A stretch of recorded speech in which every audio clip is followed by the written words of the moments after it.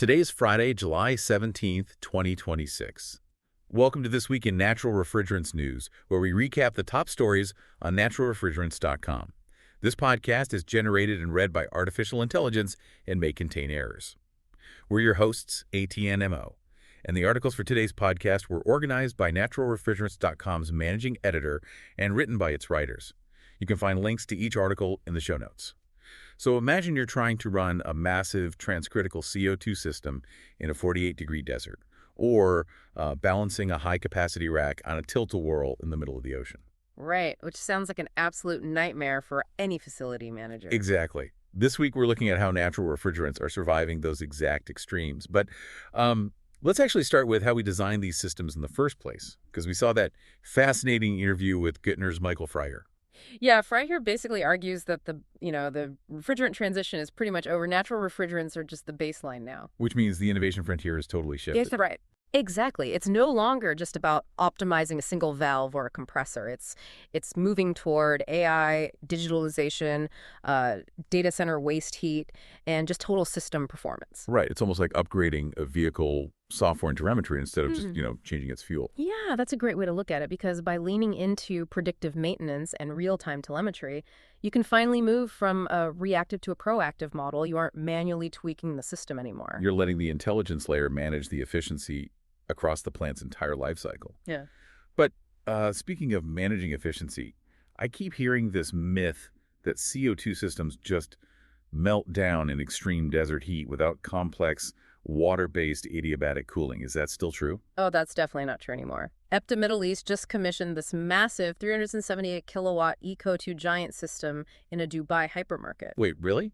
A 370 kilowatt deployment in Dubai? Does that officially kill the myth then? I mean, it puts a massive dent in it for sure. They are successfully handling ambient temperatures above 48 degrees Celsius using only their FTE 3.0 and ET technology. Wow. And they're doing that completely without a supplementary cooling loop. None at all. It comes down to the physics of the ETE system. It basically subcools a portion of the CO2 exiting the gas cooler. Which mathematically mimics like a 10 to 15 degree drop in ambient temperature, right? Exactly. So by addressing the flash gas formation right at the source, the architecture itself becomes robust enough to handle the desert unassisted. Okay, so we've conquered the desert heat. But what about unstable maritime environments? Because Bitzer just showcased their new marine-adapted CO2 compressors and gas coolers. Yeah, and they're actually DNV certified to handle up to a 22.5-degree vessel inclination. That's that tilt-a-whirl scenario I mentioned. I mean, operating a refrigeration rack while a ship is rolling 22 degrees. Right, because normally the oil in the compressor sump sloshes violently, which can starve the bearings and just destroy the machine. Bitzer had to fundamentally redesign the internal oil management for that. But wait, maritime regulations usually require a secondary glycol loop for safety.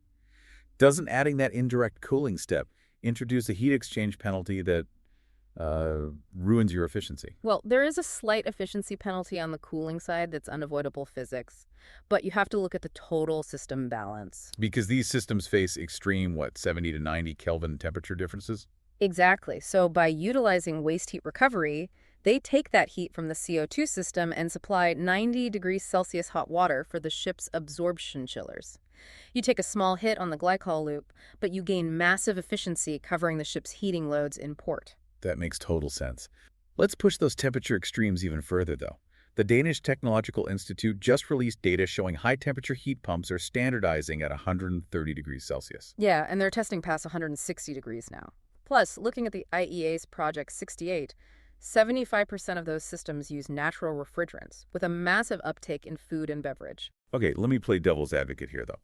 Aren't testing delays regarding compressor discharge limits going to create a huge bottleneck for hitting that 160-degree target by 2030? That is exactly the primary hurdle right now. The thermodynamics work on paper, but compressor manufacturers need to actually validate performance at those high discharge temps without burning out the equipment. Right, so they need transparent, logged operating hours to remove that perceived risk from the market. Exactly, which is why the DTI is building specialized rigs right now to test steam compressors up to 350 degrees Celsius. Well, the market might not have a choice but to move fast anyway, perfectly timed with aggressive regulatory pressures.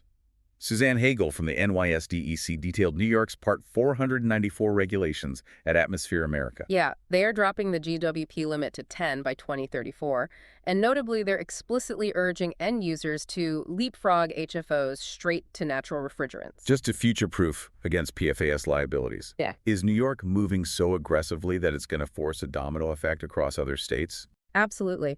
New York is essentially telling multi-state retailers not to waste capital on temporary low GWP stopgaps that might just get regulated out of existence later due to PFAS concerns. Right, because managing a patchwork of different state-level compliance systems is just a logistical nightmare for any end user. Exactly.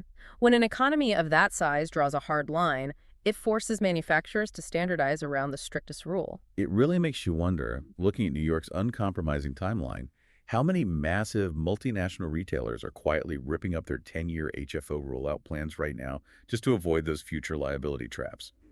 This is AT&MO, and this has been the Week in Natural Refrigerant News.